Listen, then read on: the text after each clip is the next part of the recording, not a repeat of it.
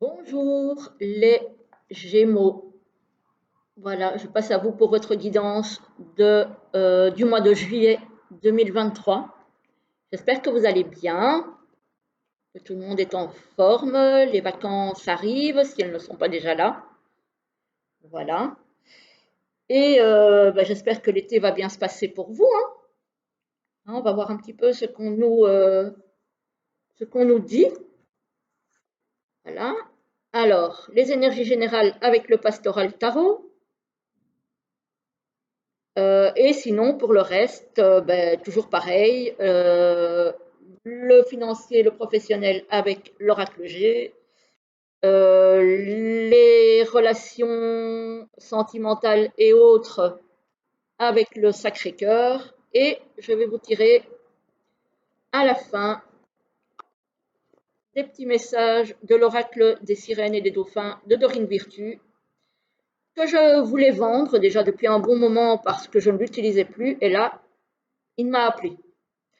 Donc, résultat des courses, pour le moment, je ne le vends plus. On verra bien euh, comment va se passer notre collaboration et si ça va durer. Voilà. Alors, en début de mois, on a le page de bâton. Là, on a des nouvelles passions, ou en tout cas une nouvelle passion qui arrive. Là. Le bâton, c'est une énergie de feu, c'est une énergie de pulsion, de passion, d'envie, de désir. Donc voilà, là, on a envie de faire quelque chose. Là. Ici, on a le 6 d'épée en milieu de mois. Le 6 d'épée, c'est l'envie d'aller voir ailleurs, en fait. Voilà, voilà, on a compris plein de choses déjà de notre parcours. Là, on a envie d'avancer au niveau mental. Donc, on a envie de chercher des nouvelles idées, de nouveaux concepts peut-être. Voilà, il y a une question d'avancer. Et en fin de mois, on a la roue de fortune. C'est aussi une énergie de mouvement. Par contre, la roue de fortune, on ne sait pas dans quel sens elle va tourner. Est-ce qu'elle va tourner dans le bon sens ou dans le mauvais sens?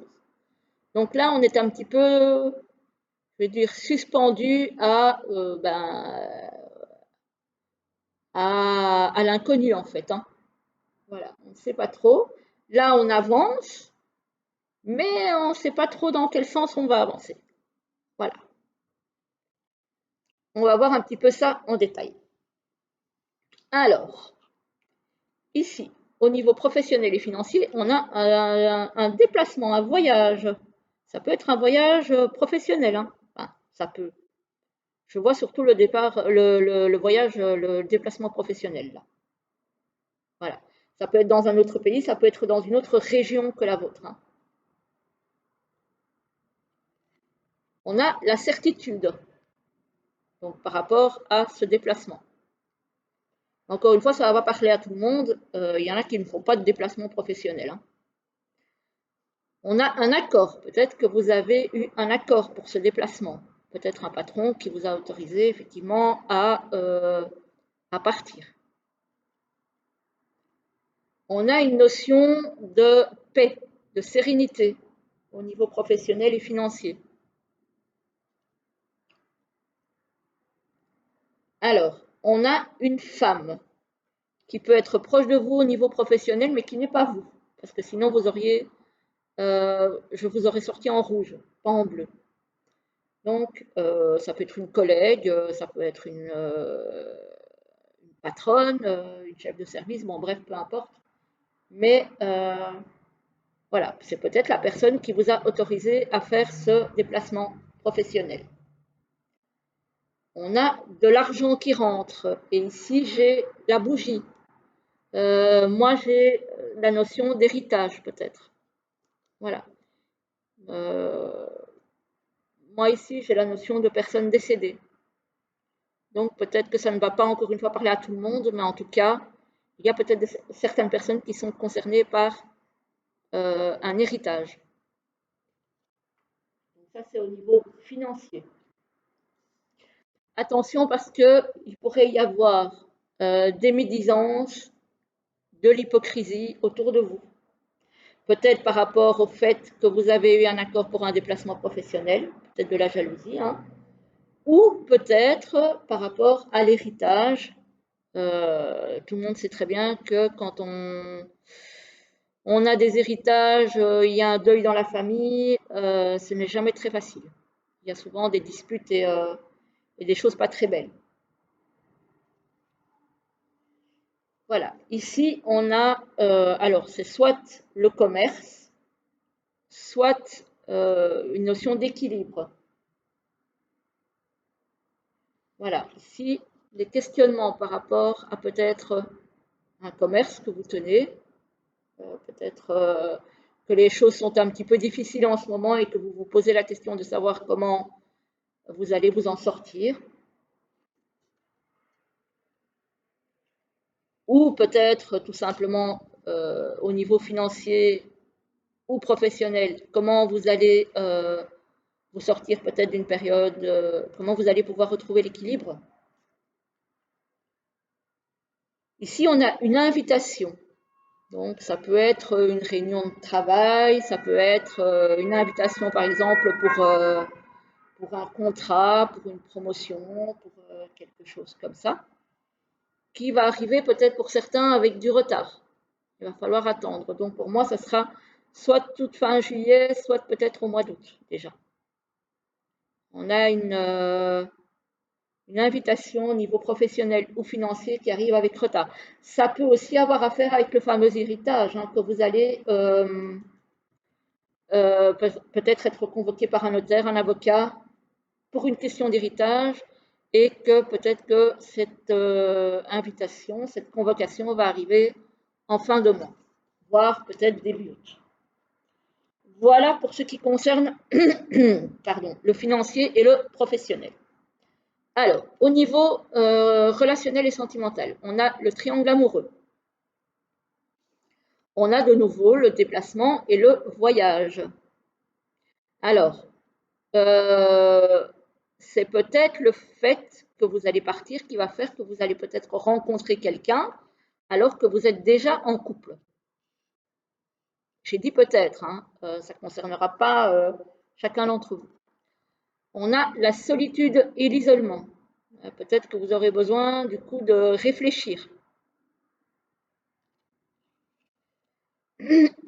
Pardon, décidément. On a du flirt et de la séduction. Bah oui, peut-être que pendant ce voyage, vous allez être séduit par quelqu'un et que du coup, ça va vous perturber.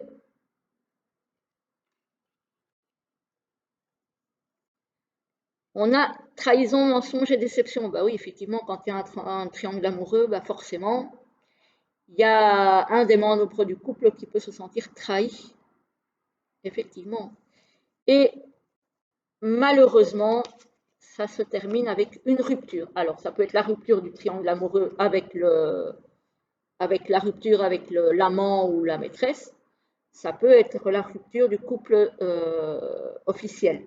Ça, c'est à vous de voir si vous êtes dans ce cas-là, comment ça vous parle.